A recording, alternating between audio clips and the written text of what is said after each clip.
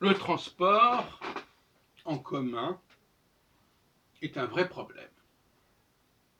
Que ce soit le transport urbain ou le transport de ville à ville, le transport crée une concentration inhabituelle et peu favorable à la santé physique et mentale. Parce que on va confiner, ce qu'elle veut dire, le mot n'a pas été inventé pour le coronavirus, on va dans un espace réduit qui est exigé par le transport, on va mettre des gens en côte à côte qui vont se gêner par leur bruit, par leur contamination de virus, etc., etc. Donc moins on se transporte, moins on voyage, moins on a ce risque de confinement et de promiscuité.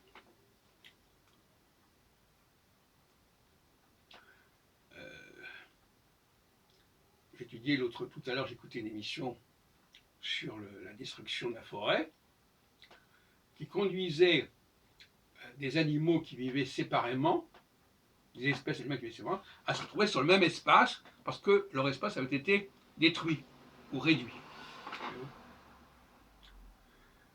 Donc ils avaient été obligés, c'est aussi le problème de l'exode rural, des replis qui font que les gens se retrouvent les uns sur les autres. Alors là, c'est vraiment l'expression la plus réaliste, les uns sur les autres. À telle enseigne d'ailleurs que dans les transports en commun, au lieu de dire aux gens, écoutez, quand c'est plein, vous ne montez pas, les gens ont gardé leurs habitudes, vous savez, on s'entasse. Et au lieu de se dire, bon, bah, écoutez, on va attendre le prochain. De toute façon, de manière générale, toute cette politique n'a pas été faite correctement, parce qu'il n'y a personne pour faire respecter les règles. Quand on va dans les transports en commun, personne n'est là pour dire vous n'êtes pas assis là où il faut être assis, etc. Vous ne respectez pas les distances. Il n'y a personne pour faire ça. Or, j'ai dit plusieurs fois dans les cafés philo McDo, un règlement que personne ne peut appliquer ou faire appliquer, c'est un règlement vide et vain.